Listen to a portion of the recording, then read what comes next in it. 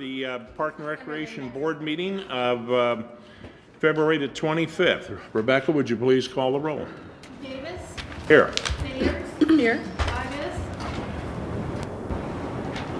Bremer. Here. Potter. Here. Thompson. Here. Pollard. Here. Bill Main. Here. Lohmeyer. Here. Hugh. Here. Banter. Here. Anderson. Here. We have a quorum. Looking at the agenda, any questions or comments on the agenda? Okay, we will have an adjustment moving forward because of time.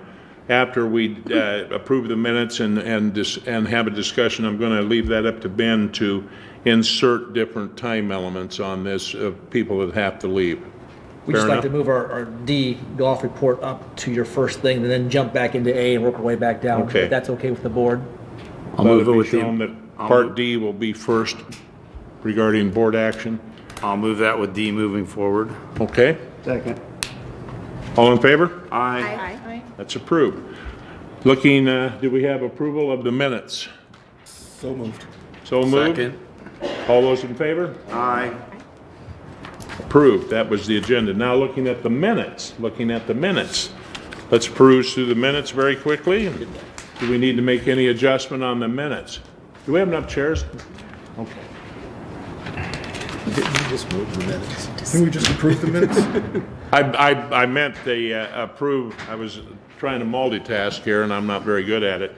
That was the approving of the agenda, and now we're looking at the minutes to approve them. So moved. So moved, second. All those in favor of approving the minutes from the January 28th meeting? Aye. Motion carries.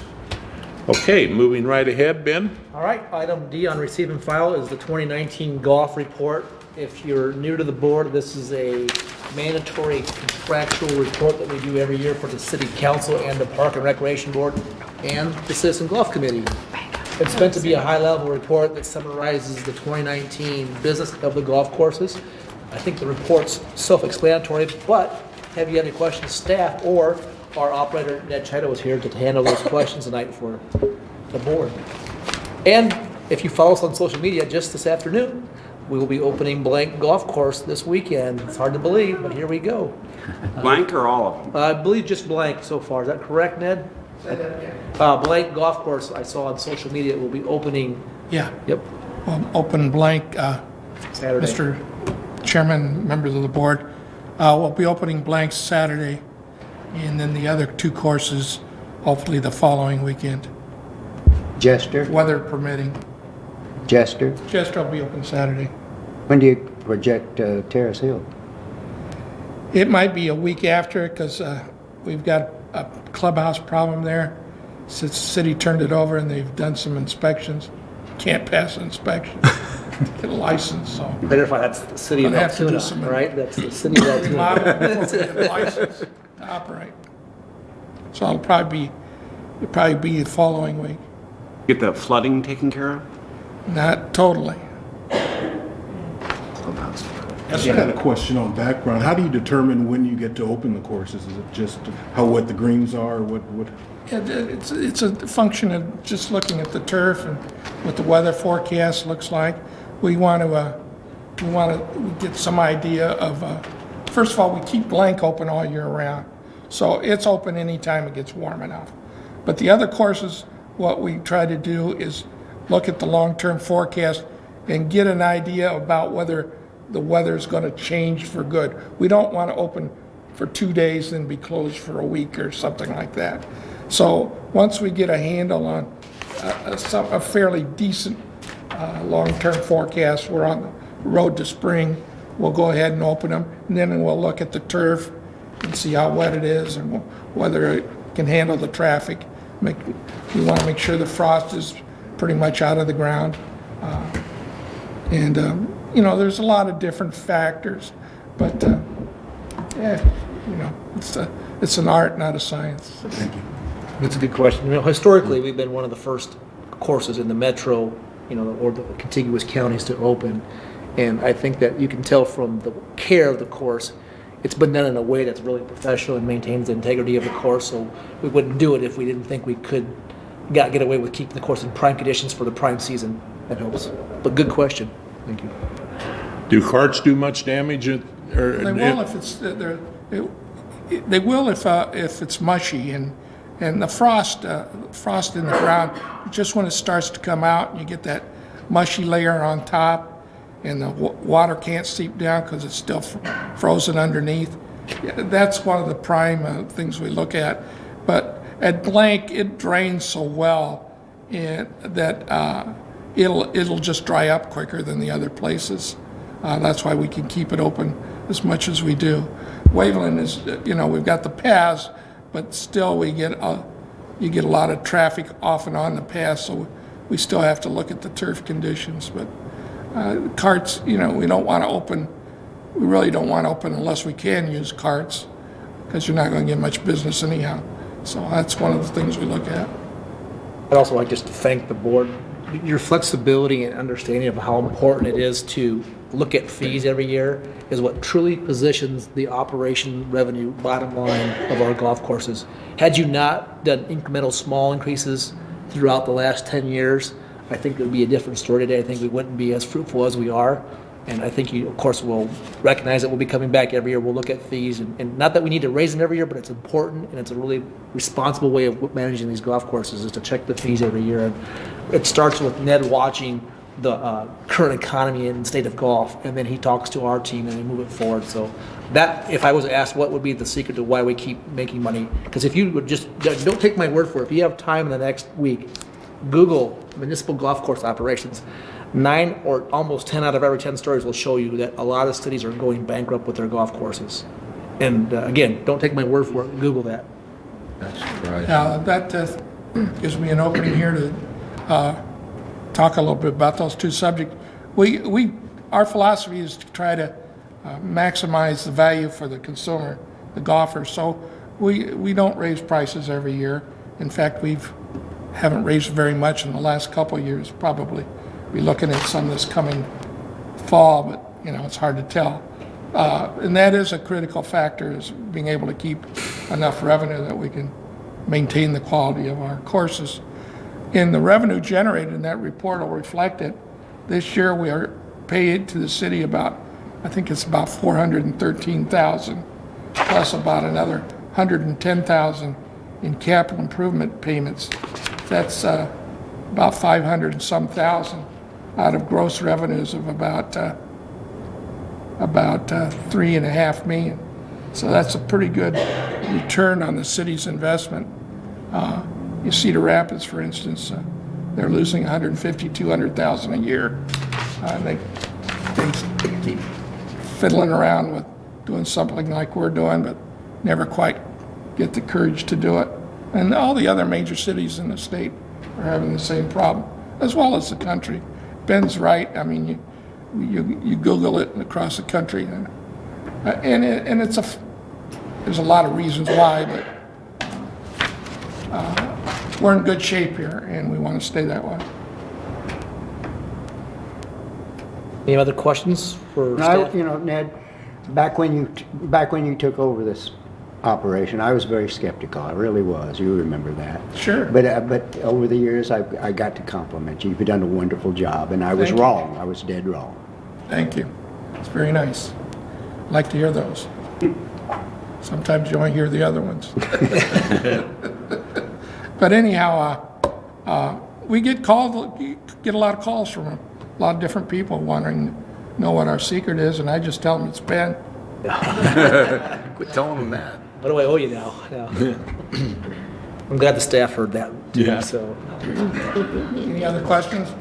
How, regarding the golf courses, we have 3 municipal golf courses inside the city. Which one is the most used? Waveland? Is it by far? I mean, is it way up? I Well, saw that in there, and I think we did around 30 at Waveland and just 28 from rounds, at Blank did and 26, almost 25, 27,000. 26 at Grandview. Grandview did 24.5, and Waveland did 29,000. And then that's historically been about the Yeah, it's the about, breakdown. about the spread. Last year was, it was not a boomer year for play. I mean, the weather wasn't terrific, so we'll do better than that if if the weather permits. Do you think the weather played a part in badge sales being down? Totally, badge sales weren't really down much. I mean, they'll vary from year to year. What you're reflecting, what you're seeing, I think what's catching your attention is the sales of badges at Grandview versus what they've been historically. But that was just a factor of where people ended up getting, what golf course they ended up going to first. And they end up buying their badge, whatever they go to first. And sometimes you never know how it works out, but overall, and the other thing too is, year before last was the first year we had the universal pass, and that kicked sales up a little bit, and I think it kind of just settled a little bit as it into the second year. But I don't want badges to get much higher than what we're doing, because those operate at about a 30% discount. You know, somebody's got to pick up that discount, and that'll just bump up your fees and create a bigger problem for you. So we want to keep those season tickets at a 25 to 30% of our play, and that's about what they are. Thank you. Is vandalism a problem? We've had our share. Grandview's a real problem. We've had, unless we lock it up tighter in the drum, even in the middle of the day, we'll have people wandering in there trying to steal something out of our maintenance building. We've left a truck out a night or two, and they come in and chop off the muffler underneath it for the whatever it is in the mufflers. Grandview is our biggest problem, for whatever reason, who knows why. Any other questions? People, any other questions? As usual, you walk away with a lot of compliments. Well, thank you. Keep them coming. Okay. Thank you. All right. We could jump back up to board action. Let's Chairman. receive We and need to, file. I'll move to receive and Let's file. so. Second. Jim's made a motion and it's been seconded. All those in favor of receive and file? Aye. Opposed? It will be received and filed. Thank you, Ned. Thank you a lot. All right. Back to the top. All right. So the only change from your last meeting on the Recreation Subcommittee was trying to figure out the best way to handle the youth membership. That was what we heard from the board. We've talked about it, we've discussed. Unfortunately, we're kind of leading the charge here. This is kind of a new thing in our profession. We haven't seen many cities that have done this yet. So we've come up with the idea of a junior and a senior member for youth. You can see that change in your communication. Basically, there would be two members. Minimum age has to be 15. The senior member of the two would have the voting rights unless that person couldn't attend. The junior member would theoretically be there during the same time as the senior member to learn the role and kind of get themselves acclimated to the job, and then take on the senior role automatically. That's what we've come up with. We're open to ideas, but that seems like the best way for us to handle that. Everything else remains the same from last meeting. Any questions? That requires board action, so moving forward, that requires a motion. I'll move. Okay, Jim's moved to adopt the Recreation Subcommittee as proposed, and we have a second. And Rebecca, would you please call the roll? Davis, Yes. Vogel, Yes. Sayer, Yes. Bremner, Yes. Otter, Yes. Thompson, Yes. Pollard, Yes. Domain, Yes. Lohmeyer, Yes. Pugh, Yes. Cantor, Yes. Anderson. Yes. Thank you. At your next meeting, we intend, as long as everything goes as planned, to bring you the bylaws, like you've looked at bylaws for other subcommittees. That way we can have an official set of bylaws, and you can also begin the recruitment process to start filling these with the board's approval. So more work to come. Before we move on, I want to thank you, Ben and staff, for working out that youth situation, because, you know, that had some of us concerned about kids or youth being involved and how they would frame that and stuff. So I think this is a very good job that you did on that. I have a question. It says that the members or proposed members would be brought forward at the March meeting, is that correct?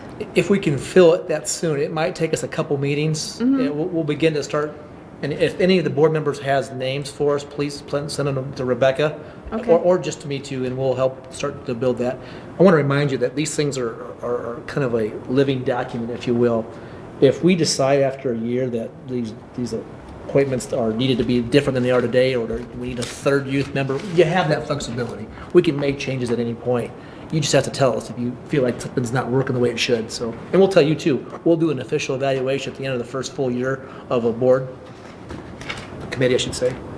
And can you remind us, it says there's one member on the subcommittee from this board. How is that person If you're going to be? interested, let me know. Okay, Okay. thank you. Okay. Perfect. Anything else? Okay. I'll do it. Let's move to Trails and Greenway Committee. This is actually a really good segue. So this is a document for the Trails and Greenways, but this is what you would see for the Recreation Committee too, as we bring folks forward. We use this document, again, if you're new on the board, to make sure we can help formalize and memorialize a term limit and when somebody came onto one of our subcommittees. This one has to speak with the Trails and Greenways. This is Ginger Solberg. She's actually served as the full county person that specializes in greenways. And with a lot of the turnover we've seen, this group's coming to you with asking her to stay on the Des Moines side now. And we like seeing that. It helps bring some consistency to what those boards are working on. And this has been a good board member. Trails Committee? As the chair of that committee, I would move this. Awesome. Second. Sarah, any comment? I would agree with Jim. Well, Rebecca, let's call the roll. Davis, Yes. Vogel, Yes. Sayers, Yes. Brenner, Yes. Otter, Yes. Thompson, Yes. Fowler, Yes. Domain, Yes. Lohmeyer, Yes. Hugh, Yes. Cantor, Yes. Anderson. Yes. Thank you. Board action carries. All right, now we can drop down to the receive and file with the C, Brooks Run. This is your first chance to meet Derek Hansen. He's our newest park planner. He's got the tie and the suit on out there. A little fun story about Derek. He thought this was yesterday, so he dressed up 2 days in a row for us. We're glad to have him here, though. He's done a good job. And then next to him is Brad Brockman, our colleague and city engineer. I'll ask them to come up. They have a presentation they can walk you through. Some really cool things happening that are able to make our park and Brook Run better, that are a side project of some stormwater work that they're doing up in that part of the city. So without further ado, we'll let Brad kick it off, and Derek. We're making a little adjustment today because we've had technical problems. And Kelly, thank you and staff for getting this to working. And I do appreciate that light shining right in my eyes because my pupils were really dilated, and this is bringing them back into focus. But, for sweeps month, you're looking good, right? Okay, So- yeah. How could you screw up the meeting date? I don't know, it was on my calendar for yesterday. It's probably my fault. You're so excited. He's excited for his first park board meeting. Well, good evening, everyone. My name is Brad Brockman, as Ben said, with the engineering department. Here to talk to you about what we're planning to do on East Douglas Avenue from East 42nd to Northeast 56th. I'm gonna just pause you just for a second. Sorry. Normally, we're all looking at TV, Yeah. so I'm gonna ask you to watch this. Sorry, I didn't realize. That's okay. These usually all work for us, but they're technical difficulties. So that way Brad knows why we turn our back on Brad. Yeah, I thought you guys were looking down. I'm like, We usually okay. get to, it's not working, so. But anyway, and also the Brook Run Park improvements, that'll be part of the project as well. So Brook Run Park is basically right in the middle of our project on East Douglas. So jumping ahead here, quick agenda. I'll kind of mention, I'll talk about the East Douglas plan a little bit, and then I can kind of go into the Brook Run a little bit, and Derek will jump in as well, and then at the end we'll definitely take your questions. So why are we here? At least from the engineering side, the existing roadway on East Douglas is a 24-foot wide rural section. Currently, the area has experienced some growth with the Brook Run development as well as a few other developments in the area, and there's a lot of open fields still out there that are potentially going to develop here in the near future. So now is the time to construct this project, and we're using Move DSM as kind of guidance. We've got a neighborhood residential street. Like I mentioned, it's currently a rural roadway, 2 lanes, ditches, not a lot for shoulders. What we're proposing to do is do an urban section with 2 travel lanes as it is now, but we'll add curb and gutter and a 10-foot shared use path all along the south side of the project. How wide will the street I will get into that in Oh, just okay, a second. sorry. Good question. Good question. So this is the existing section. It's not showing up very well, but you can kind of see the existing ditches and the 24-foot existing roadway with 12-foot lanes. We're proposing this, which is a 27-foot back-to-back roadway section with a 10-foot shared use path on the south side of Douglas. And then we're also planning on the north side. A lot of the north side of the roadway is unincorporated Polk County. We will plan from a grading perspective for any future sidewalk that may go in, but we will not put that sidewalk in at this time. Just some highlights on the trail connection that we will be doing is, like I mentioned, it's a 10-foot trail on the south side of East Douglas. This will help provide kind of a 10-foot loop in the area, if you will. There's the Gailey-Wilson Trail, kind of in green, as you can see on the screen. We're going to be filling in that portion in red, the dashed red area. And then obviously there's, at some point in the future, that purple section may fill in, and it'll kind of create a nice, improved access for this area and an amenity. Just to give you a little quick bearings, the lake feature is the Copper Creek Pleasant Hill Park, if you're Right, kind of yep, trying to get yep. your bearings. And where the red meets the purple is approximately where the park is. Yep. So just give the board their bearings real quick. Right, yep, absolutely. So then the second component of the East Douglas project was kind of came to us after the flooding of 2018. The Brook Run neighborhood has experienced some, they've got in their rear yards of some of these homes, they've got drainage ditches that are basically undetained or uncontrolled coming from the rural Polk County area to the north, and then also to the northeast there's an open field. So they've got quite a bit of runoff coming through here, and during the 2018 event there was a lot of basement damage in the area. There was a couple basements that were completely obliterated due to the intense flooding of that event. So we felt there was an opportunity here to help the situation the way we could by building detention basins to hopefully help slow flows in the area, as well as maybe protect the channels that people were experiencing the erosion in their backyards.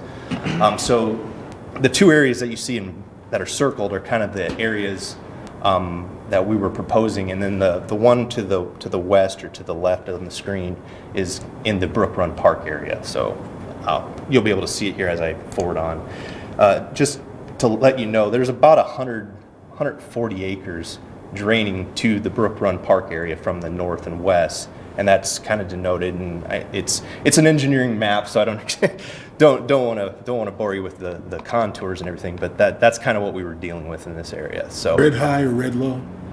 red is the higher, It's high. and the as you go down it gets lower. So like the blue on the bottom would be closer to like the Copper Creek area as you go downstream. So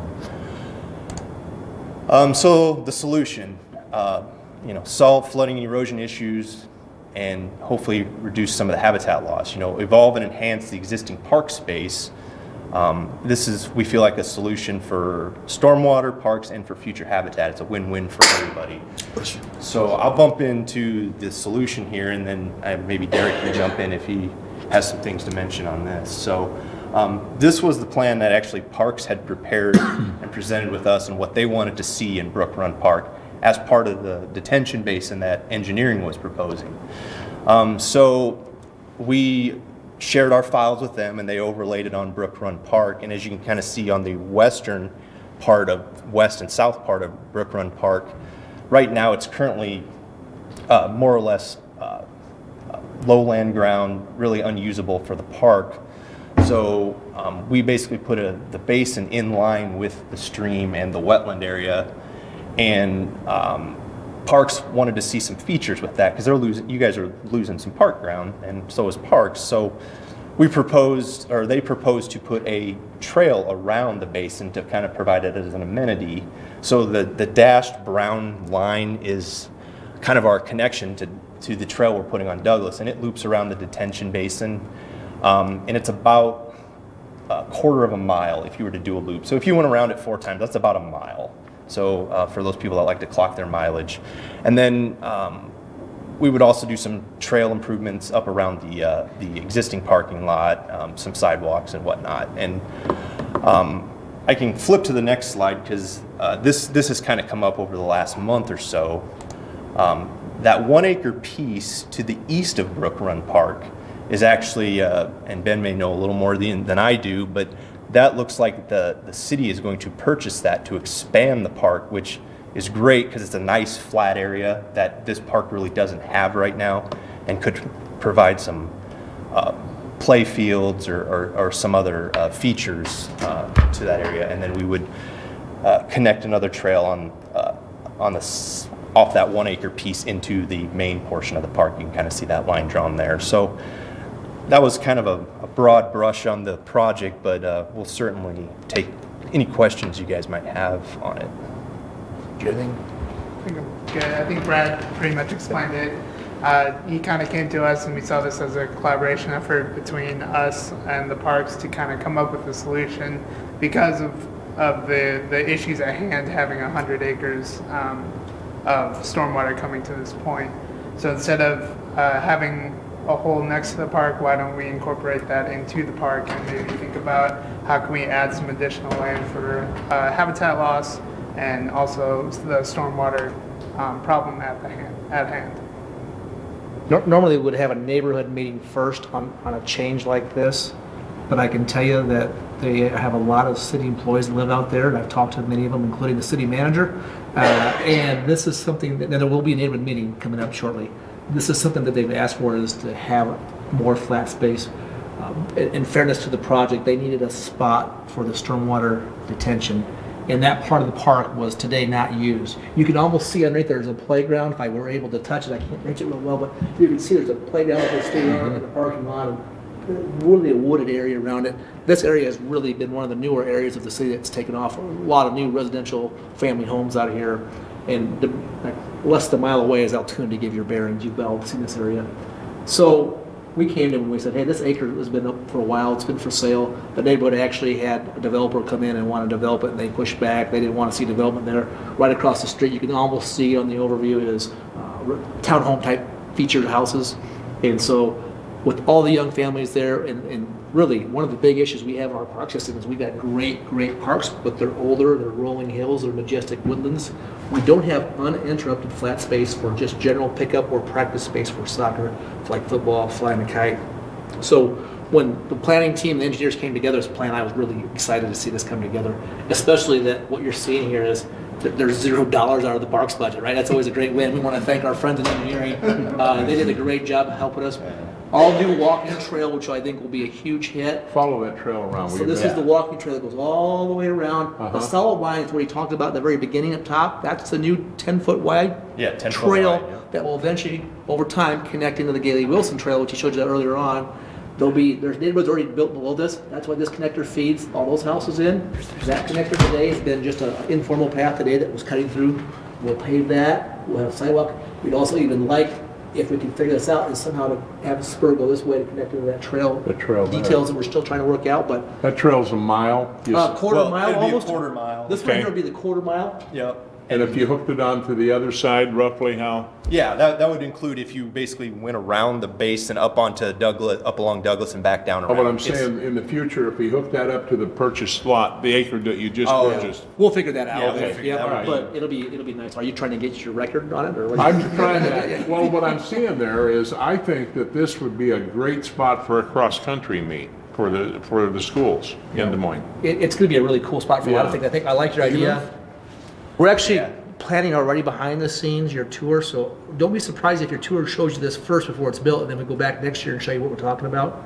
We haven't been out here in a while, but stay tuned. I think this is a great project. It's really what comes together when two teams work together like this. And Derek did a great job representing our interests, and especially being newer in his job, he's able to come up with a good plan. And Brad, I want to thank Brad and engineers, and Steve Neighbor and his boss has done a really good job helping us find those extra resources to make this happen. So is the stormwater detention, is that just like a kind of going to be a natural wetland kind of area, or what kind of? Yep, it'll have like infrastructure? native plantings in there. So one of the things we've done, you may even driven by one, there's another one going in down the street here where you can see all the trees are just cut down. we've been working together using what knowledge we've been building for the last decade about natural plants, sustainable plants. And we're trying to put those in. They have different colors. I'm told, and Brad, you correct me if I'm wrong, because I'm not the expert here, is that feature's not meant to always hold water. It just depends on how much rains we get, and it's supposed to slowly percolate down and then carry through the system. It's not meant to be a wet basin where we have a standardized normal pool of water. It'll function kind of like a wetland. So as it rains, there'll be water in it, but as the event ends, it'll draw itself down and it'll still be wet. And like those little blue areas kind of circled, those are where we're going to have like maybe some native plantings with some, those, concept wise, that's where they would be. And you can't really see it very well in this exhibit, but what we've done is it kind of meanders. So there's already a channel going through there, but we meandered the channel through there, and hopefully that helps slow down the flow. We're having a flatter channel through there so that water doesn't just shoot right through there and right into the development. It kind of dissipates energy a little bit, so to speak. So Did that answer your question, Lloyd? Yeah, I was just curious, I drive by and I see things that, are all concrete, which This will be all natural. I think that's stuff from the past that they don't do anymore, right? Like at Whitmer Park in Beaverdale, that one has a concrete basin and a pond both. Has two features. This will be a natural bottom. There won't be concrete channel. You're just going to do some terraforming where you're going to kind of channel the water into a natural low area. It probably picks out, there's a creek below this if I remember Yeah, right. it flows into the creek to the Slows south. it down, and then at a certain level, it'll drain through the system, but it's all about controlling the flows. Be installing like big drainage. Yeah, so down on the south Bottom. and the south and east corner of the basin, there will be a controlled structure, which will be concrete. That'll be really the only concrete, and then it'll pipe underneath our trail, and then it'll basically outlet into the existing stream. So that will be really the only concrete you'll see on the job. That's been a big philosophy of the Parks Department. When we look at stormwater repairs in any of the golf courses, the parks, we do the feature called daylighting. If there was an old pipe that had corroded and we can open it back up, we've been trying to open them back up and do more native type plantings to help slow the water down and make it something for the next generation. And the folks that either have your job or mine, their job's easier. You're not looking at $1 million or $10 billion deal. You're looking at just regrading land and hopefully creating more capacity instead of replacing pipes. So. I have a question then just about the maintenance of it. What department's responsible for that? Right on. See, this is the other win. We've negotiated, we'll take care of everything that it's a Parks and Rec feature. So the stormwater facility, we've talked to our friends in Public Works, they'll maintain basically inside the dotted line. But the trail will be ours because that's a recreational feature. The new park acre will be Parks and Recreation. So it's almost a no net gain in responsibilities for us, other than the new capital infrastructure, but that's got a lifespan that's hopefully a lot longer than day-to-day operational costs would impact. Because I'm new, just where's the expertise in the plantings then? Where are those people housed? What departments? I think engineering's starting to get more and more of that, but we have those in our department. We have it in two different areas. We have landscape architects, but we also have a division of the Parks Department, which is under Ron Ward, a natural resource team, and it's led by a gentleman you'll meet later on named Paul Stromey, who has been schooled in that. So we have an operational side and we have an administrative side of it. So. Good questions. Others? This is one of those items that doesn't come back for board action. It's just making sure you're aware of it, and then unless you thought it should come back, they could come back, but better have it on a strict timeline to get this thing bid at the right time to get the best price. And if you are, I have it on the next slide, but I won't flip it because I'm sure this is the Go one ahead. that everyone wants to see. But schedule-wise, and our engineering design has kind of been ongoing here. We're kind of getting close to the end here now in early 2020, and right-of-way negotiations are more or less complete as well. Construction, it says fall of 2020, and what that really entails is we're just hoping some of our utility partners like CenturyLink can get out ahead of our construction and do some relocating, so you won't see a lot of street closures or impacts on the park this year. But spring of 2021, so about a year from now, is when things will get into full gear, and it'll probably lag into 2022. So just for a time frame for if you guys are wondering. Great project. Thank you, guys. Yeah. One question on the sidewalks. What was your decision-making process of not including sidewalks while we're doing Douglas? So that's on the north side is Polk County. Oh, okay. So We're not going to pay for Polk County yeah, sidewalks. we're not going to pay for All Polk right. County sidewalks. But they are gonna grade it, you catch We're that? gonna grade it out. We're gonna grade the whole section out so that, you know, at some point, if, hey, the city does, you know, bring it in, it's Pre-graded. pretty easy to get constructed. So, yeah, it's more of a cost thing at this point. We're, you know, it's Polk County, and we're here to benefit the residents of the city of Des Moines. So, Well, I appreciate your personnel and engineering personnel and parks personnel able to work together on this project and in future projects. yeah, absolutely. Thank you. Yes. Thank you. I'll move to receive and file. All those in favor? Aye. Motion carries. Thank you. And a report, you all have a copy, now a hard copy as well. We sent that out digitally to you last week. The same story as always, as you could help be as proud, I know you are, as what we are of what we do and accomplish as a team. It truly takes the village, it takes multiple departments, it takes a board, it takes a city council, it takes neighborhood association leaders and volunteers to make this mission really work. But help us. If you use social media, send it out. If you're a neighborhood president, share it. I know Jim just did Sent it that already. Yeah. If you work for a company that allows you to share, please share. I think the more we share our mission, the more ambassadors we grow for what we do. And ambassadors of what we do are important and almost critical to what we do, I would argue, because we never know when that next project's coming down the line where we need a little extra infusion of cash or political support or whatever it may be. So there's a lot of misconceptions of what Parks and Recreation does. I know I'm preaching to the choir here. So anytime you can share this, I think it helps show that we do a lot more than people think. And your picture's in here, so why not brag about yourselves, right? So This is very nice. How many of these do you have? we print about 200 of these a year, but we can print more. I use those a lot when I go to fundraising doors. I leave this behind. I also like to, whenever I get a call or an email, I always try to follow that back up with one of these. Somebody that's never worked with us before, to give perspective of all the things we can do. It's a marketing tool as well as a celebration of last year. Thank you for all you do to support the mission. Questions? This is really a nice program. Every year this is, I would say ours is as nice as anyone. Probably the model for the city. I really like the fact that we engage the public. A lot of these pictures are from a contest that's deliberate for this Did reason. you win last year too? I can't remember who won last year. I believe Missy won the cover last year Did as she? well. So we make that fun for the public as they can turn photos in for us. We try to use a lot of the public's photos of our park system. We need Okay. to receive and file this. Please. Move it. Second. All those in favor? Aye. Okay. It is received and filed. Okay, next on the agenda. These guys are so excited they came up right away. I love it. Report of the Parks and Recreation Director. This is, it's that time already, to believe it or not. It's, trash bash time. I won't steal their thunder, but again, you do this job long enough, you get lots of favorite things that we do. But this is one. I just want you to, as they speak, of course, listen, but just think about what would this city look like had we not had a trash bash Earth Day program. And they'll give you some cool facts and figures. I don't want to steal their thunder, but just think about that for a minute. What our city would look like? And who would really pick that up if we didn't do it? Probably nobody, right? So without further ado, Callie and Julie. Good evening, Chair Davis and members of the Parks and Recreation Board. Thank you for having us in this evening to brief you on Earth Day Trash Bash. I'm Callie Leal Courtright, Parks and Recreation Supervisor. I'm Julie Hempel, Horticulture Inspector for the City of Des Moines Parks and Recreation Department. Backs again, sorry. We're back So Earth here. Day, Trash Bash, Iowa's largest volunteer Earth Day event, is a significant day for many individuals and corporations. It started over 15 years ago with a few committed volunteers and has grown into a partnership with our surrounding communities to create a more sustainable metro.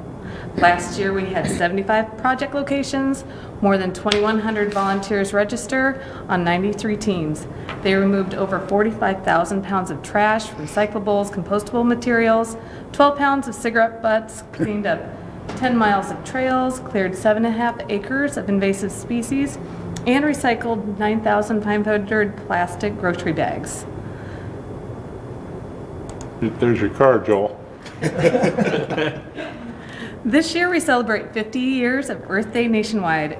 It started as 20 million people in 1970 and has grown to 1 billion people annually mobilizing to make a better world. Locally, in the last 12 years, we've had 692 teams, more than 15,000 volunteers who have removed hundreds of thousands of pounds of trash, tires, compostables, and more. That's a total value in over 12 years of $1.48 million. Helping on the planning committee and hosting sites in 2020 are the cities of Des Moines, West Des Moines, Clive, Pleasant Hill, Johnston, Urbandale, and Norwalk. We also have Polk County Conservation, Polk Soil and Water Conservation District, West Side Chamber of Commerce, Iowa Natural Heritage Foundation, Ingersoll Business Committee, Greater Des Moines Botanical Garden, and Des Moines Waterworks.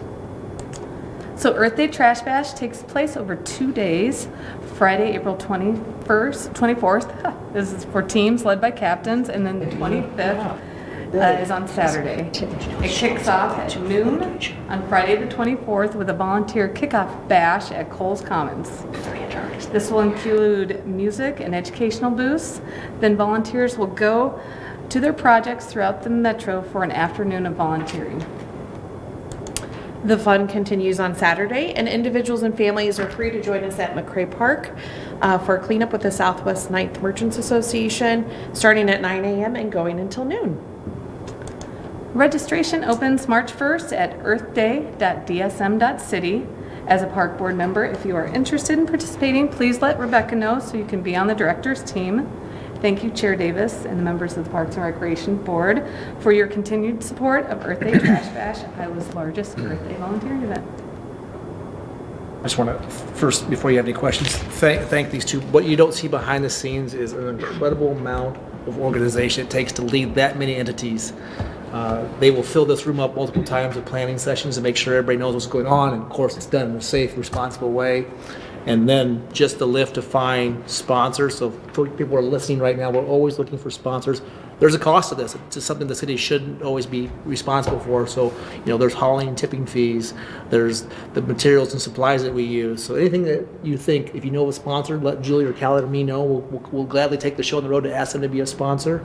And again, my hat's off to these two for organizing that volume of work. And you can see the true impact after 12 years. I think you do a great job on that. I'm impressed every year by the cigarettes.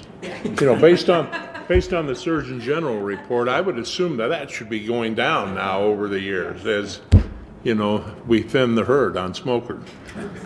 In your report, I saw the picture that I remember seeing it last year downstairs in this building. Do you guys keep that thing full of cigarette butts? We do. Where does it live? And You want to borrow it? No. Closed location. No. I imagine you can smell it. Does it stink? Yeah, we bought it in the building. We've actually learned that we open up the lid several days before the event, so then it's not as potent, because we used to clean it and open it up, and it was not really nasty. We were going to bring it in this room last year for this presentation, but it doesn't fit in the elevator. In the door. Or through the door. So Good. yeah, you're welcome. We'll have to gift it to Clive. Yeah. Yeah, you'll go to Clive. Good idea. Questions? So how do other cities become partners? Well, years ago, Julie started actually before I was even here, and it was with Starbucks downtown. And then as it grew and we grew bigger and needed more areas to go, we moved out into parks. And then as it kept growing, we reached out to the other cities about partnering and seeing if they wanted to do something together. Yes. So they're hosting sites: West Des Moines, Johnston, Urbandale, Pleasant Hill. I'd love for Waukee to be. We've reached out to them. Yes, we have. I'll try. I teach there, so I'd love to do something with my students. I won't be able to go on Friday, but maybe I'll contact you. It's made its way to Sioux City. We know that. We had a former Yes. employee that stole the idea, so it's in Sioux City as well. What do they call theirs? Litter Dash? They stole our name. So Yeah, we're still the largest. it's We right. shared with them. Yes. Any other questions? Thank you. Thank you. It's very good, and I look forward to doing it. This year, our team, by design, I don't have an exact project yet, but we go from ward to ward to ward, and we start over. So it's in Ward 4, and so Jim's in Ward 4. Anybody else in Ward 4? Just let me know if you have ideas. I've sent a note to Councilman Gatto. It's his ward that he represents, so could be anything from Ewing Park Lilac work to county soccer. Who knows? We'll get something hopefully picked out soon. Are we doing it Friday or Saturday? We're due Friday. Saturday is only for McCray. They spin off because they do their own Southwest 9th big effort, and a bunch of choose McCray Park every year is our start spot. So, but we're gonna do Friday. That's George's and Ann's birthday, so we want to make And sure Ben's, three of us together here on April 24th. we like to pick up trash on our birthday. So Yeah. we have a good time. All right. Without further ado, I would like to make a quick staff announcement before Laura gets to take off here on her item, the mayor's annual ride and run. Always give a You've last recognized Laura as our aquatics manager, but we've moved Laura into special events. That job was vacated by Barb Baker as she retired. Laura has a tremendous amount of experience working in the special events background. Not that she didn't do a great job in pool, she did, and we were amazed how quickly she made an impact in our aquatics. But this is more aligned with some of her true passions, I think it's fair to say. And we will make an announcement soon on filling that job.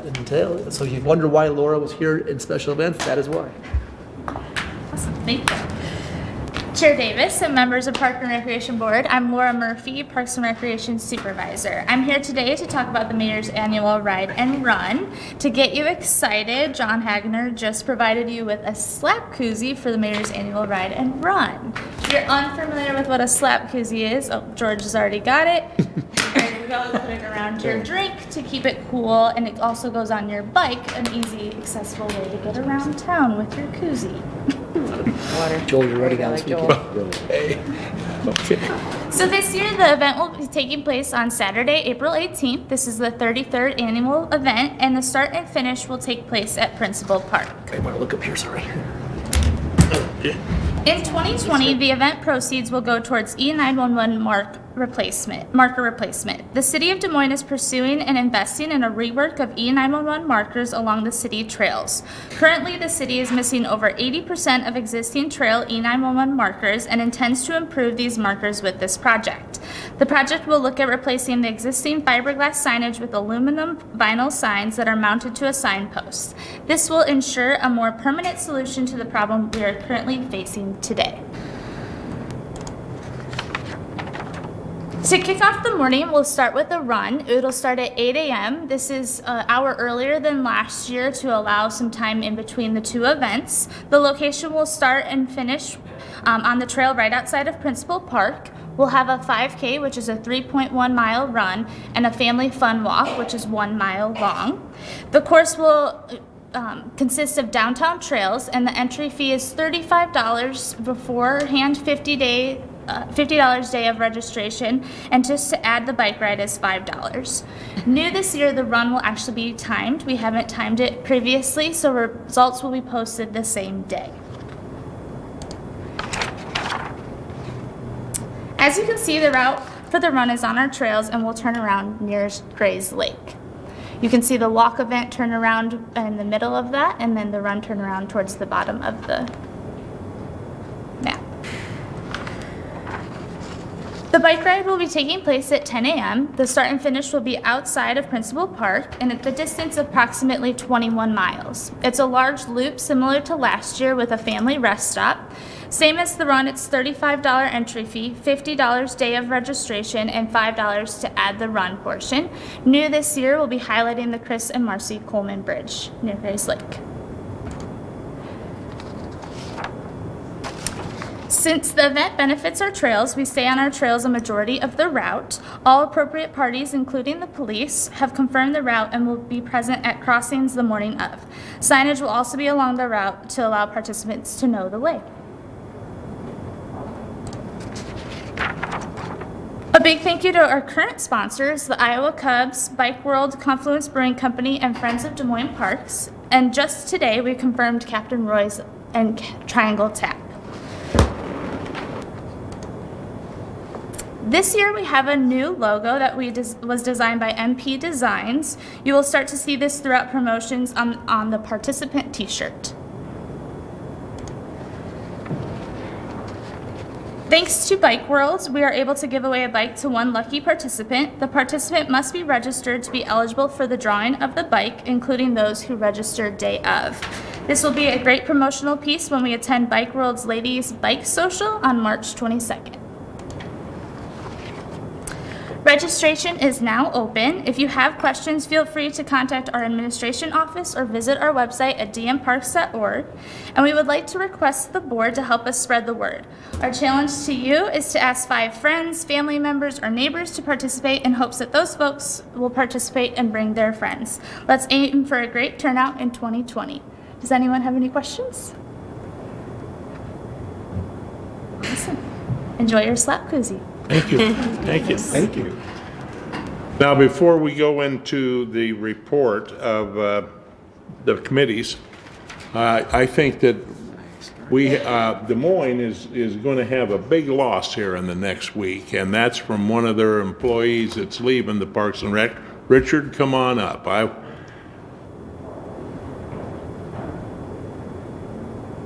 No. He's been a City of Des Moines employee and does a lot of work for our department and is so thorough, and I will tell you this, I'm going to miss you very personally as a friend and very much as an employee of this department that has really done a great job. Thank you. I appreciate it. Richard, you want to tell us a little bit about your new job? Sure, yeah. So my last day at the City of Des Moines will be March 13th. I'm going to take about a week off with the kids for spring break. We don't really have any plans at this point, but then on March 23rd, I'll begin as Director of Leisure Services for the City of Clive. A little bit different than how we do it here. It's Director of Parks and Recreation as well as Director of the library that they have there at the City of Clive. So looking forward to that. It'll be the second ever Leisure Services Director they had and third Parks Director ever. They've got a lot of really great things going on out there, and in the coming years, they're really putting a lot of focus on rejuvenating the green belt out there, planning for new neighborhood parks in some of the growing areas way out in the northwest part of Clive. Excited about the adventure. I think before this job opened up, and I kind of expected I'd probably be here until Ben retired, and then I'd retire when he did. But it was a great opportunity. I threw my name in the hat, and I'm excited to have it. Although it'll be really strange to not be up here every month. It'll be really strange not working with all the groups that we've worked with for so long, and excited about all the cool things that are going to be happening. So I'll miss it a lot, but like Ben said, I'm just down the road, so we'll probably get together a lot more. And one of our hopes is that we can work to strengthen the relationships between Des Moines Parks and Recreation as well as the suburban Parks and Recreation agencies. So looking forward to it, and I'm sure you'll see me around from time to time at events and activities. Thank you. Well, I think the first assignment would be to embrace them on the Trash Bash on April the 24th. Well, Kelly did tell me that. She's like, all right, I set you up. You better be there. And you're going to take a more involved role. So I'm going to drop the cigarette box off at your office as soon as I said, we'll reject it, but you can try. Well, I know this. We will very much miss you. Any other comments on this? I appreciate that. I'm going to give you a standing ovation. Not necessary, but I appreciate it.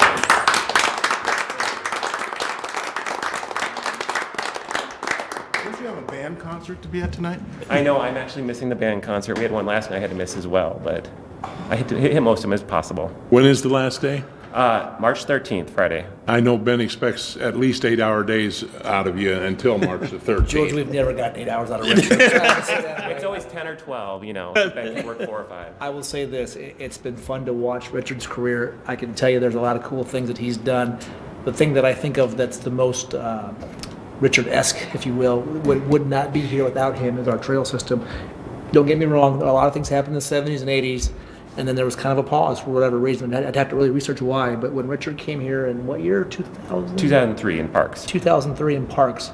Don Tripp told him, we need a trail expert, we need somebody that can understand writing trail grants and making connections, and I can tell you, the boom and the research on the trail system is really because of this guy behind the scenes. Without him pushing it, and of course it takes a lot of people, it takes a council and a park board, but without him making it his mission, I don't think we'd have the trail system we have today, nor would we have the following the trail system has today. So that's his claim to fame is he'll leave here. He's done a lot of little things and a lot of big things, but he had one of those jobs for the last, 6 years as assistant director, that you're behind the scenes and you get to work on things like bathroom policy or not things that are fun like operating budgets and capital budgets. And so he's done a nice job in that role. We will definitely miss him. It's a culture of family here. So we're excited to see what he can do. And like I told him, if it doesn't work out, we always are looking for lifeguards. We'll bring him back one way or another. So. Thank you, I appreciate it. We'll miss you, man. Thanks. Thank you very much, Richard. You will be missed. Thank you. Thank you. Let's start with our boards and committee reports, and Vicky's not here. In fact, she probably didn't get a connection because she emailed and said that She was trying to get a connection from South Carolina. She might be down there for the caucus, I don't know. So, Andrea? And actually, we have not met. We are meeting in March, so I'll have an update next month. Okay. Golf Committee, we had a great presentation from him, and anything to add on that? Sam? Well, our own Steve Illman has been elected chairman of the committee. Has he really? Yes. Well, congratulations. Congratulations. Very proud. Vicki, or Cindy, anything to add? No. Joel? No, You're kidding me. I would, okay, cemeteries are all still in place, all residents are accounted for. That's a good thing, actually. Okay, We will meet in March, we did not have a February meeting. okay. Trails, Greenways? We did not have a February meeting either. It was postponed to March, so. Okay. Just think, the next time we meet, it'll be mid-March, and the weather will be changing probably, and the winter really went fast if you look at it. Thank you, Lloyd. I will say one thing just quickly about trails in general. And there's been some posts about this. People need to be careful with using the single track trails, the soft trails, nature trails. Some of those are getting torn up pretty bad as they're soft. It's going to require a lot of extra work to get them back in shape. I know Central Iowa Trails is planning a work day coming up in March, I think. So if anybody would like to help out with that, they can follow the Central Iowa Trails Facebook group and have information about it.